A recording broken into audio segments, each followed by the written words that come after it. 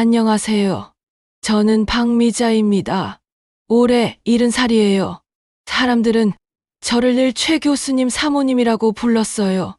제 이름으로 불리는 건 병원에서 치료받을 때뿐이었죠. 아침 7시, 저는 남편 최 회장을 위해 아침상을 차렸습니다. 흰쌀밥, 김치찌개, 시래기 나물, 멸치볶음, 언제나 같은 메뉴예요. 최 회장이 좋아하는 반찬들이거든요. 제가 좋아하는 건 중요하지 않았어요. 여보, 내 커피는 뜨겁게 타야지. 미지근하면 소화가 안 된다고 했잖아. 최 회장이 신문을 보며 말했어요. 저는 부엌으로 달려가 커피를 다시 끓였습니다. 손목이 아팠지만 참았어요. 불평하면 안 되거든요. 오늘은 정원에 있는 장미 가지를 다듬어 두게. 내일 손님들이 오시는데 볼품 없으면 안 되지 않겠나. 저는 고개를 끄덕였어요. 정원 일은 원래 정원사가 했는데 최 회장이 은퇴하고 나서 비용을 아끼자며 제가 하게 됐거든요. 참, 손님들에게 대접할 다과는 백화점 A 브랜드에서 사와야 해.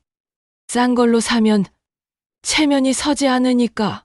1시간 동안 아침 준비를 하는 저에게 최 회장은 15개의 지시를 내렸어요. 커피 온도부터 정원 관리, 손님 접대 준비까지. 저는 모든 걸 메모했습니다. 최 회장은 대학에서 역망 높은 교수였어요. 제자들이 존경했고 동료들이 인정했죠. 하지만 은퇴하고 나서 달라졌어요. 집이 유일한 왕국이 됐거든요. 그리고 저는 그 왕국의 신하가 됐고요. 미자야, 내가 평생 밖에서 고생했으니 이제 집에서라도 편하게 살아야 하지 않겠나? 최 회장이 그렇게 말할 때마다 저는 죄책감을 느꼈어요. 맞는 말 같았거든요. 평생 가정을 위해 바깥일에 매진한 남편을 위해 아내가 뒷바라지하는 게 당연하다고 생각했어요. 하지만 뭔가 이상했어요. 저도 평생 이 집을 위해 살았는데 제 편안함은 누가 챙겨주나요? 저는 언제쯤 편하게 살 수 있을까요? 오후에 정원에서 장미 가지를 다듬고 있을 때였어요. 가시에 손가락이 찔려 피가 났습니다. 아팠지만 울지 않았어요. 우는 것도 사치 같았거든요. 저녁 준비를 하면서 생각해 봤어요. 언제부터 제 하루가 최 회장의 지시로만 채워졌을까요? 제가 하고 싶은 일은 언제 할 수 있을까요? 최 회장이 저녁을 먹으며 말했어요. 역시 우리 집사람 솜씨는 최고야. 내가 시키는 대로 척척 해내니까 말이지. 칭찬인 줄 알았는데 이상했어요. 제 솜씨를 칭찬한 게 아니라 시킨 대로 잘한다고 칭찬한 거였거든요. 마치 훈련 잘 받은 개를 칭찬하는 것 같았어요. 밤에 침대에 누워서도 잠이 오지 않았어요. 내일 또 어떤 지시가 기다리고 있을지 걱정됐거든요. 아니, 걱정이 아니라 두려움이었어요. 저는 언제부터 남편이 무서워졌을까요? 화를 내서가 아니에요. 실망시킬까봐 무서웠어요. 완벽하지 못할까봐 무서웠어요. 쓸모없다는 말을 들을까봐 무서웠어요. 하지만 그때는 몰랐어요. 제가 이미 남편에게 아내가 아닌 고급 가정부가 되어 있다는 걸요.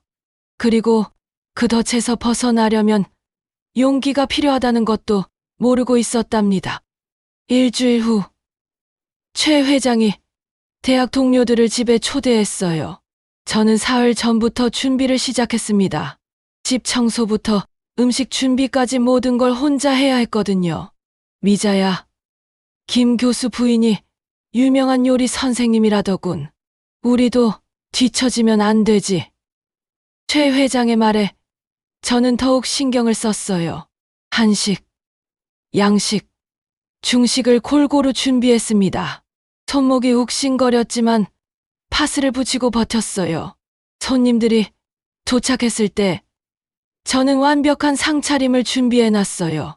색색의 나물, 갓 구운 전, 따뜻한 국, 정성스럽게 끓인 갈비찜까지. 손님들이 감탄했어요. 와, 정말 대단하시네요. 어떻게 이런 음식을 다 준비하셨어요? 김 교수 부인이 물었을 때 저는 대답하려 했어요. 하지만 최 회장이 먼저 입을 열었습니다. 우리 집 사람이 워낙 솜씨가 좋아서 말이야. 내가 좋아하는 스타일로 요리하라고 했더니 척척 해내더군.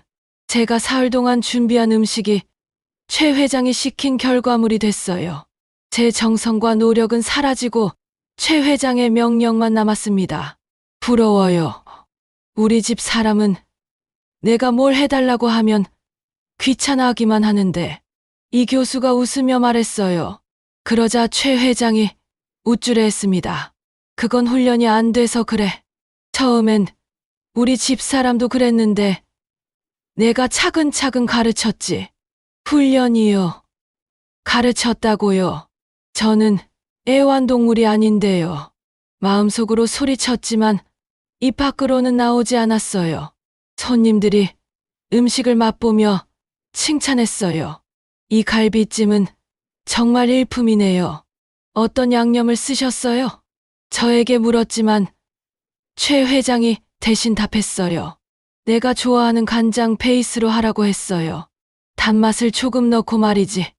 제가 10년 동안 연구해서 완성한 레시피인데 최 회장의 지시가 됐어요. 저는 그저 고개만 끄덕였습니다. 저녁이 끝나갈 때쯤 박 교수 부인이 저에게 말했어요. 사모님, 정말 대단하세요. 교수님이 복이 많으시네요. 그때 최 회장이 웃으며 말했습니다. 아니에요. 내가 잘 길들여서 그런 거죠.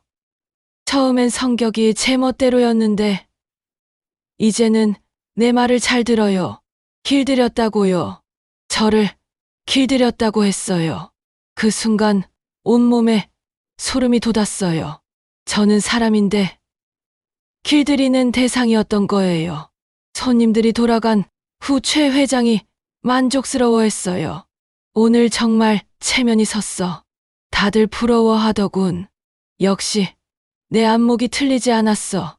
안목이요. 저를 고른 안목이 좋았다는 뜻인가요?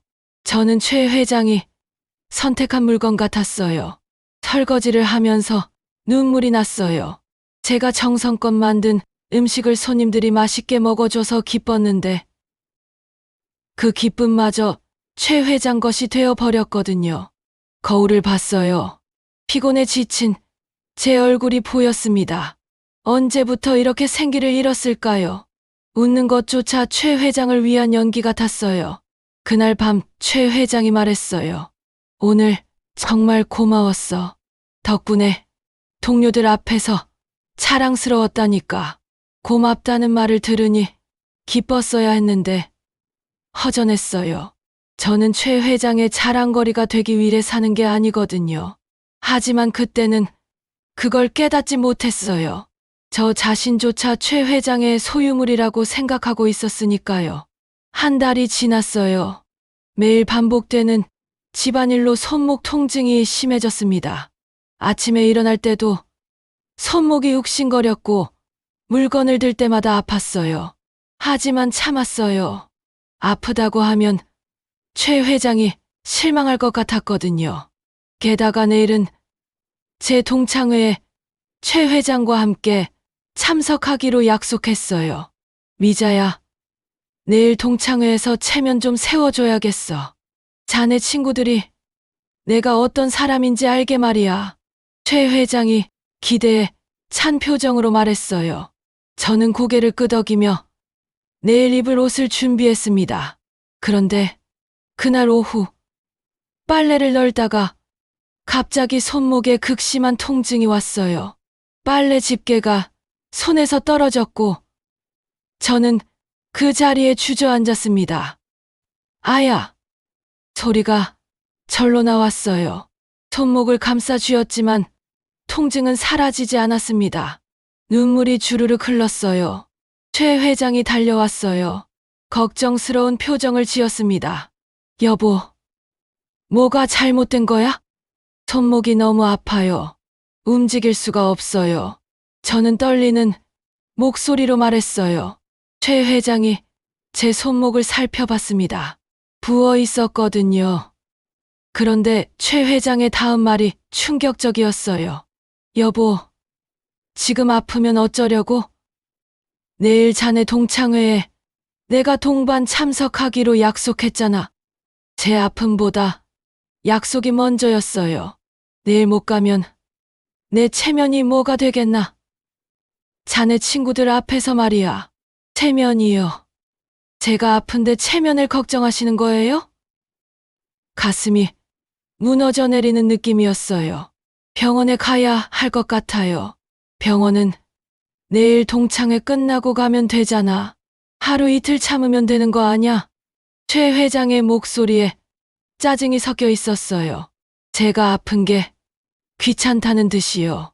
정말 아파요. 젓가락도 제대로 못 들겠어요. 그럼 왼손으로라도 해. 내일 동창회는 꼭 가야 해. 그 순간 깨달았어요. 제 건강보다 최 회장의 체면이 더 중요하다는 거요. 저는 최 회장에게 건강한 몸을 유지해야 할 의무가 있는 사람이었어요. 밤새 손목이 아파 잠을 못 잤어요. 진통제를 먹어도 소용없었습니다. 최 회장은 코를 골며 잠들어 있었어요. 다음 날 아침, 저는 겨우 옷을 갈아입었어요. 화장을 하려니 손목이 아파서 제대로 할 수가 없었습니다. 여보, 빨리 준비해. 늦으면 안 돼. 최 회장이 재촉했어요. 저는 아픈 손목을 감싸고 화장품을 들었습니다. 동창회장에 도착했을 때 친구들이 반겨줬어요. 하지만 저는 손목이 아파서 제대로 인사도 못했어요. 미자야, 얼굴이 안 좋네. 어디 아픈 거야? 순자가 걱정스럽게 물었어요. 저는 괜찮다고 웃으며 대답했습니다. 최 회장이 옆에 있었거든요. 최 회장은 친구들에게 자신의 경력을 자랑했어요. 저는 옆에서 미소만 지었습니다. 손목이 아팠지만 표정 관리는 해야 했거든요. 교수님, 정말 대단하시네요. 미자가 복이 많아. 친구들이 부러워했어요. 저는 억지로 고개를 끄덕였습니다. 복이 많다고요? 아픈 걸 참으면서까지 남편의 체면을 세워주는 게 복인가요? 동창회가 끝나고 집에 돌아와서야 병원에 갔어요. 의사는 손목 터널 증후군이라고 했습니다. 수술이 필요하다고 했어요. 언제부터 아프셨어요? 한 달 정도요. 왜 이렇게 늦게 오셨나요? 더 심해지기 전에 왔으면 수술 안 해도 됐을 텐데. 의사의 말에 최 회장이 대답했어요. 바빠서 병원 올 시간이 없었어요. 집안일이 많거든요. 제가 아파서 못 온 게 아니라 바빠서 못 온 것처럼 말했어요. 그 순간 저는 최 회장에게 제 건강은 우선순위에 없다는 걸 확실히 알았습니다. 수술 날짜가 잡혔어요. 일주일 후였습니다. 저는 병원에 입원해서 수술을 받고 며칠 머물러야 했어요. 여보, 수술하는 동안 병원에 있어줄 수 있어요? 저는 조심스럽게 물었어요. 수술이 처음이라 무서웠거든요. 미안해. 그날 중요한 모임이 있어. 집에도 손님들이 오시고 말이야. 최 회장은 미안해하는 기색도 없이 말했어요. 제 수술보다 모임이 더 중요한 모양이었어요. 그럼 수술 끝나고라도 와주실 수 있어요? 며칠 뒤에 갈게. 집에 일이 너무 많아서 말이야. 결국 저는 혼자 병원에 가야 했어요. 수술도 혼자 받고 회복도 혼자 해야 했고요. 수술 당일 저는 혼자 병원 침대에 누워 있었어요. 간호사가 수술 준비를 도와줬습니다. 보호자는 안 계세요. 남편이 일이 있대요. 간호사가 안타까운 표정을 지었어요. 저는 괜찮다고 웃었지만 속으로는 서러웠어요. 수술은 무사히 끝났어요. 마취에서 깨어났을 때 옆 침대 할머니가 걱정스럽게 쳐다보고 계셨어요. 괜찮으세요? 혼자 오셨다면서요? 네, 괜찮아요. 하지만 괜찮지 않았어요. 손목이 아팠고 혼자 있으니 무서웠거든요. 옆 침대 할머니에게는 자식들이 조대로 와서 평간호를 해줬어요. 음식도 가져다 주고 이야기도 나누고 웃음소리가 끊이지 않았어요. 저는 그 모습을 보며 부러웠어요. 저도 누군가 옆에 있어주면 좋겠다고 생각했거든요. 사흘째 되던 날, 최 회장이 드디어 병원에 왔어요. 과일 한 봉지 들고요. 어때? 많이 아픈가? 괜찮아요. 저는 웃으며 대답했어요. 원망하고 싶었지만 참았어요. 집에서 기다리고 있으니까 빨리 나와야 해. 혼자 있으니 불편하거든. 최 회장이 자신의 불편함을 토로했어요. 제가 아픈 건 관심 없고 자신이 불편한 것만 중요했어요. 그런데 수술비가 생각보다 많이 나왔더군. 보험 처리해도 100만 원은 나올 것 같아. 수술비 이야기가 나오자 최 회장의 표정이 어두워졌어요. 앞으로 조심해서 다치지 말게. 병원비 부담되거든. 제가 아픈 게 경제적 부담이라는 뜻이었어요. 가슴이 먹먹했어요. 퇴원하고 집에 돌아왔을 때 집은 엉망이었어요. 설거지는 쌓여있고 빨래는 널어놓지도 못했고 쓰레기통은 넘쳐났어요.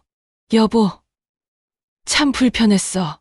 혼자 사니까 이것저것 할 게 너무 많더군. 최 회장이 투정을 부렸어요. 저는 수술한 손목을 감싸고 정리를 시작했습니다. 수술 직후라 무리하면 안 된다고 의사가 그랬는데 그래도 할 건 해야지. 가사 도우미를 부르자니 비용이 만만치 않더군. 결국 저는 아픈 손목으로 집안일을 해야 했어요. 돈이 아깝다는 이유로요. 당신이 조금만 더 신경 쓰면 될 텐데. 최 회장의 말에 깨달았어요. 저는 대체 불가능한 무료 가정부였다는 거요. 아프든 말든 일은 해야 하는 존재였어요. 그날 밤 침대에 누우면서 생각했어요. 최 회장에게 저는 뭘까요? 아내일까요? 가정부일까요? 아니면 그냥 편리한 도구일까요? 눈물이 나왔어요. 처음에는 조금씩 흘렀는데 나중에는 소리내서 울었어요. 그동안 참았던 서러움이 한꺼번에 터져 나왔거든요. 최 회장은 제가 우는 소리를 듣고도 잠들어 있었어요. 아니면 못 들은 척하고 있었을지도 모르겠어요. 저는 그날 밤 처음으로 의심했어요. 이 결혼 생활이 과연 옳은 건지 말이에요. 수술 후 한 달이 지났어요. 손목은 많이 나아졌지만 마음의 상처는 아물지 않았어요. 최 회장과의 관계도 예전 같지 않았습니다. 어느 날 오후, 저는 빨래를 널고 있었어요. 최 회장은 거실에서 아들 민수와 통화를 하고 있었습니다. 목소리가 커서 들을 수밖에 없었어요. 응, 민수야. 아버지는 잘 있어. 평범한 대화인 줄 알았어요. 그런데 다음 말이 충격적이었습니다. 솔직히 말하면 좀 답답해. 엄마가 은퇴하고 나니까 자꾸 잔소리가 늘었어. 잔소리요? 저는 잔소리를 한 적이 없는데요. 아픈 손목으로 집안일 하는 게 잔소리인가요? 이 사람이 집에만 있으니까 나한테 이것저것 요구하고 말이야. 찜이 되었다니까. 찜이요. 저는 최 회장에게 찜이었어요. 평생을 함께 산 아내가 은퇴 후 짐이 된 거였어요. 나도 이제 좀 자유롭게 살고 싶은데 눈치가 보여서 마음대로 못하겠어. 자유롭게 살고 싶다고요? 그럼 지금까지 저와 사는 게 불자유했다는 뜻인가요? 골프도 맘껏 치고 싶고 친구들과 여행도 가고 싶은데 집사람 때문에 눈치가 보인다니까. 저 때문에 눈치가 보인다고요? 저는 최 회장이 골프 치는 걸 한 번도 말린 적이 없는데요. 손에 든 빨래 집게가 떨어졌어요. 다리에 힘이 빠져서 벽에 기댔습니다. 숨이 잘 안 쉬어졌어요. 그냥 혼자 살고 싶을 때가 있어. 정말로 혼자 살고 싶다고요. 그럼 저는 뭔가요? 최 회장과 함께 살 가치도 없는 사람인가요? 민수의 목소리는 들리지 않았지만 최 회장이 계속 말했어요. 물론 고마운 마음은 있지. 평생 뒷바라지 해줬으니까. 하지만 이제는 서로 자유롭게 살아야 할 때 아닌가 싶어. 고맙긴 하지만 이제는 필요 없다는 뜻이었어요. 저는 최 회장에게 용도가 닿은 물건 같았어요. 저는 그 자리에서 움직일 수가 없었어요. 온몸이 떨렸고 눈물이 하염없이 흘렀습니다. 그동안의 모든 일들이 떠올랐어요. 새벽같이 일어나서 아침 준비하던 일, 최 회장의 지시에 따라 집안일 하던 일, 아픈데도 참고 동창회에 갔던 일, 혼자 수술 받던 일, 모든 게 헛된 일이었어요. 제가 아무리 노력해도 최 회장에게는 짐일 뿐이었으니까요. 최 회장이 통화를 끝내고 거실에서 나왔어요. 저는 얼른 눈물을 닦고 빨래를 널기 시작했습니다. 뭐 하고 있었나? 빨래 널고 있었어요. 목소리가 떨렸지만 최 회장은 눈치채지 못했어요. 아니면 못 들은 척했을지도 모르고요. 저녁을 준비하면서도 계속 생각했어요. 최 회장이 정말로 저와 헤어지고 싶어 한다면 저는 어떻게 해야 할까요? 무서웠어요. 평생 최 회장 없이는 살아본 적이 없었거든요. 결혼하기 전에도 부모님 집에서 살았고 결혼 후에는 줄곧 최 회장과 함께였어요. 하지만 동시에 화가 났어요. 제가 짐이라고요? 평생 최 회장을 위해 살아온 제가 짐이라고 했다니요. 그날 밤 최 회장이 평소처럼 행동했어요. 저녁을 먹으며 오늘 있었던 일을 이야기하고 내일 계획도 세우고요. 마치 아무 일도 없었던 것처럼요. 저는 최 회장을 바라봤어요. 정말 저를 짐이라고 생각하는 사람의 얼굴이었어요. 하지만 겉으로는 평범한 남편의 모습이었습니다. 내일 정원에 물 좀 주고 현관 청소도 해둬야겠어. 또 지시였어요. 짐이라고 생각하는 사람에게 일을 시키는 최 회장이 이해되지 않았어요. 그때 깨달았어요. 최 회장에게 저는 필요하지만 사랑받지는 못하는 존재였다는 거요. 편리하지만 소중하지는 않은 사람이었어요. 침대에 누워서도 잠이 오지 않았어요. 최 회장은 평온하게 잠들어 있었는데 저는 온 밤을 뒤척였습니다. 새벽에 문득 생각했어요. 정말로 저 없이도 최 회장이 잘 살 수 있을까요? 그리고 저도 최 회장 없이 살 수 있을까요? 두렵지만 궁금했어요. 서로 없어도 되는 관계라면 굳이 함께 있을 이유가 있을까요? 가족이라는 이름으로 서로를 묶어둘 필요가 있을까요? 그날부터 저는 달라지기 시작했어요. 최 회장의 지시를 들어도 예전처럼 열심히 하지 않았거든요. 마음이 식어버렸으니까요. 통화를 엿들은 지 일주일이 지났어요. 저는 여전히 집안일을 했지만 마음은 다른 곳에 있었어요. 최 회장과 함께한 30년을 되돌아보고 있었거든요. 그런 어느 날 최 회장이 특별한 제안을 했어요. 여보, 우리 결혼 30주년 기념으로 둘이서만 여행을 가세. 깜짝 놀랐어요. 최 회장이 먼저 여행을 제안한 건 처음이었거든요. 정말요? 응. 제주도로 가자. 신혼여행 때 못 가봤던 곳들 구경하고 잠시나마 기대가 됐어요. 혹시 최 회장이 마음을 바꾼 건 아닐까요? 저를 짐이라고 생각했던 마음을 돌린 건 아닐까요? 좋아요. 언제 갈까요? 다음 주 화요일부터 사흘간 다녀오자. 저는 설렜어요. 정말 오랜만에 최 회장과 단둘이 시간을 보낼 수 있을 것 같았거든요. 여행 준비를 하면서 옷도 새로 샀어요. 화장품도 바꾸고 머리도 새로 했습니다. 최 회장이 좋아할 것 같은 모습으로 만들려고 노력했어요. 여행 당일 아침 저는 일찍 일어나서 짐을 챙겼어요. 최 회장이 좋아하는 간식도 준비하고 상비약도 챙겼습니다. 여보, 여권 챙겼지? 네. 가방에 넣어뒀어요. 신분증은? 내가 없으면 아무것도 못하는 사람이라서 걱정이야. 그 말을 듣는 순간 기분이 확 가라앉았어요. 여전히 저를 무능한 사람으로 보고 있었거든요. 현금도 충분히 가져왔지? 카드만 믿으면 안 돼. 다 챙겼어요. 그래도 내가 한 번 더 확인해 봐야겠어. 최 회장이 제 가방을 뒤져봤어요. 마치 어린아이를 확인하는 것처럼요.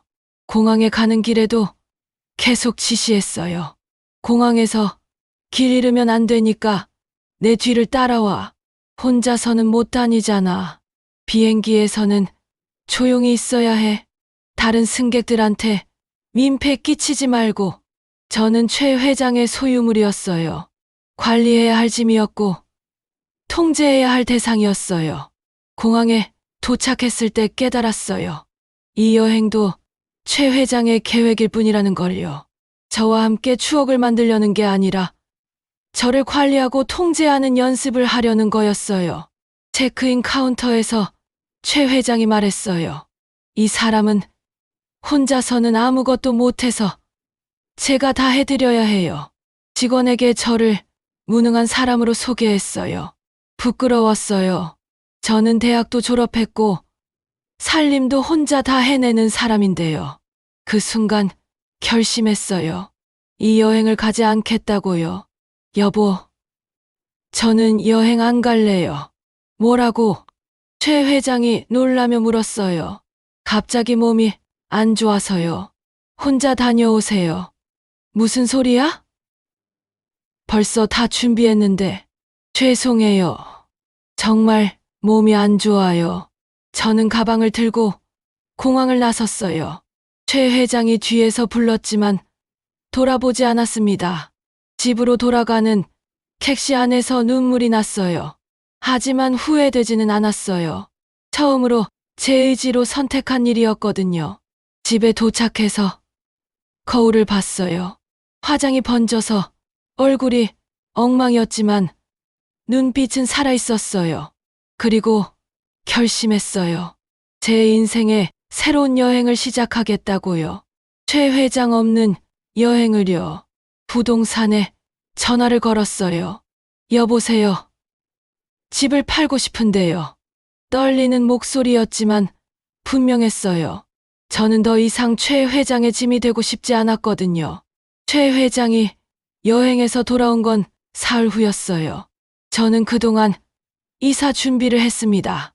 버릴 건 버리고 가져갈 건 박스에 담았어요.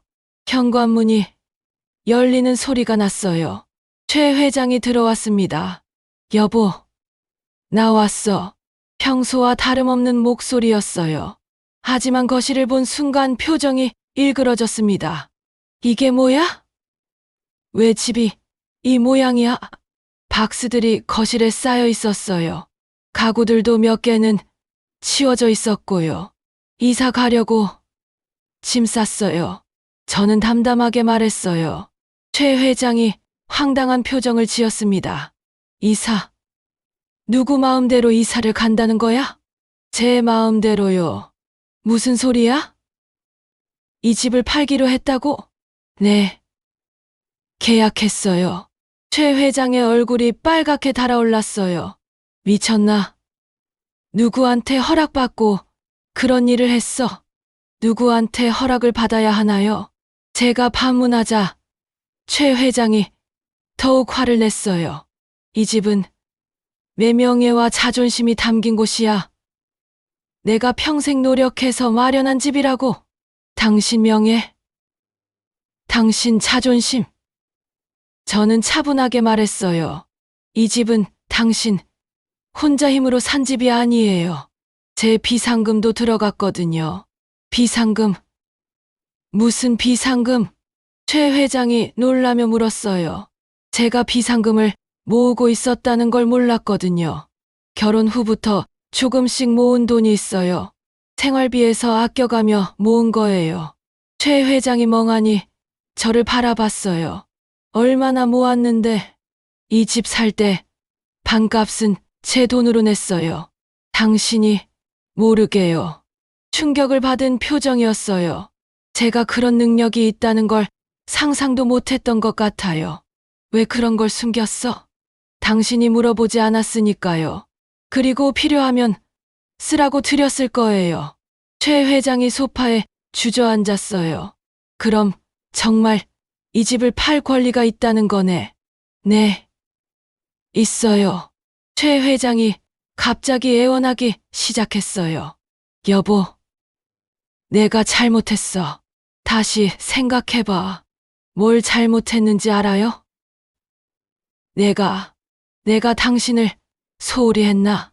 소홀히 했다고요? 그 정도가 아니었는데요. 당신은 저를 짐이라고 했어요. 언제? 민수와 통화할 때요. 제가 다 들었어요. 최 회장의 얼굴이 새하얘졌어요. 그건 자유롭게 살고 싶다고도 했죠. 혼자 살고 싶다고도 했고요. 최 회장이 아무 말도 하지 못했어요. 좋아요. 당신 원하는 대로 해드릴게요. 이제 혼자 사세요. 여보, 그런 뜻이 아니었어. 그럼 무슨 뜻이었어요? 평생 저를 위해 살라고요? 최 회장이 말을 못했어요. 변명할 거리가 없었거든요. 저는 이제 나를 위해 살 거예요. 당신 짐이 되지 않게요. 어디로 가려고? 경주요. 한옥집 하나 계약했어요. 혼자서 어떻게 살아? 당신도 혼자 살고 싶어 했잖아요. 저도 혼자 살아볼 거예요. 최 회장이 눈물을 흘렸어요. 하지만 저는 마음이 움직이지 않았어요. 미자야, 내가 정말 잘못했어. 용서해줘. 용서해요. 하지만 함께 살지는 않을 거예요. 왜? 저도 이제 자유롭게 살고 싶거든요. 최 회장이 더 이상할 말이 없는 표정이었어요. 자신이 했던 말들이 되돌아온 거니까요. 그동안 고생 많았어요. 이제 당신이 원하던 자유를 누리세요. 저는 박스를 들고 밖으로 나갔어요. 이사 트럭이 와 있었거든요. 경주로 향하는 이사 트럭에 타고 있을 때도 실감이 나지 않았어요. 정말로 최 회장과 헤어진 건지, 정말로 혼자 살게 된 건지 말이에요. 하지만 무섭지는 않았어요. 오히려 설렜어요. 처음으로 제가 선택한 집에서 제가 원하는 대로 살 수 있으니까요. 경주에 도착했을 때 해가 지고 있었어요. 새로운 집은 작은 한옥이었습니다. 마당도 있고 툇마루도 있는 예쁜 집이었어요. 짐을 정리하면서 생각해 봤어요. 앞으로 뭘 하며 살까요? 최 회장을 위한 일은 더 이상 없으니까요. 우선 하고 싶었던 일들을 적어봤어요. 붓글씨 배우기, 책 읽기, 정원 가꾸기, 한복 만들기. 최 회장과 살 때는 꿈도 못 꾸던 일들이었어요. 첫날 밤은 조금 외로웠어요. 30년 동안 옆에 누군가 있었는데 혼자 자려니 어색했거든요. 하지만 평화로웠어요. 다음 날부터 새로운 일상이 시작됐어요. 아침에 일어나서 차를 끓이고 마당에 나가 꽃에 물을 주고 툇마루에 앉아 책을 읽었어요. 아무도 저에게 이래라 저래라 하지 않았어요. 제가 하고 싶은 걸 하면 됐어요. 이런 자유가 있다는 걸 처음 알았습니다. 한 달 후, 최 회장이 찾아왔어요. 초라한 모습이었어요. 살이 빠지고 얼굴도 수척했습니다. 여보, 나 왔어. 문 앞에 서서 말했어요. 저는 차를 마시며 바라봤습니다. 들어오세요. 마루에 앉은 최 회장이 말했어요. 미안해. 내가 정말 잘못했어. 뭘 잘못했는지 아세요? 당신을 사람 대접 안 한 거, 당신 마음을 생각 안 한 거, 조금 다가온 것 같았어요. 혼자 살아보니까 알겠어. 내가 당신한테 얼마나 의존했는지. 그래요? 밥도 제대로 못 해먹겠고, 빨래도 엉망이고, 당신이 없으니까 아무것도 할 수가 없더라. 최 회장이 눈물을 흘렸어요. 다시 돌아와줘. 이번엔 정말 잘할게. 하지만 저는 고개를 저었어요. 안 돼요. 왜? 저는 당신이 원하는 돌아간 아내가 될 수 없어요. 무슨 뜻이야? 예전처럼 당신 뒷바라지만 하는 사람으로는 돌아갈 수 없다는 뜻이에요. 최 회장이 당황했어요. 그럼 어떻게? 저는 이제 나로 살 거예요. 박미자로 살 거라고요. 최 회장이 한참 생각하더니 말했어요. 그럼 내가 바뀌면 되는 거 아냐? 바뀔 수 있어요? 노력해 볼게. 아니에요. 바뀌지 마세요. 뭐? 당신도 당신다우세요. 굳이 바뀔 필요 없어요. 최 회장이 이해하지 못하는 표정이었어요. 우리는 서로 다른 사람이에요. 억지로 맞춰 살 필요 없어요. 그럼 어떻게 살자는 거야? 각자 살아요. 가끔 안부나 물어보고요. 최 회장이 실망한 표정이었지만 더 이상 억지를 부리지는 않았어요. 정말 마음을 바꿀 수 없나? 네, 없어요. 그 후로 최 회장은 찾아오지 않았어요. 가끔 안부 전화는 왔지만 만나자고 하지는 않았습니다. 저는 경주에서 새로운 삶을 시작했어요.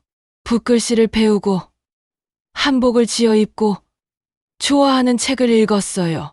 마당에서 채소도 기르고 이웃들과 친해지기도 했고요. 처음에는 외로웠지만 점점 익숙해졌어요.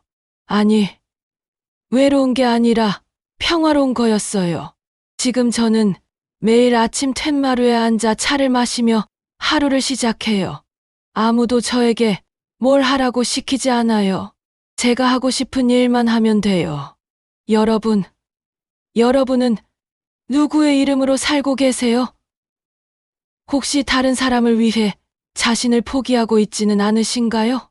지금이라도 늦지 않았어요. 남은 인생은 오직 여러분 것이에요. 다른 누군가의 짐이 되지 마세요. 여러분 자신으로 사세요. 저는 이제 박미자예요. 누군가의 사모님이 아니라 그냥 박미자로 살고 있어요. 그리고 행복해요.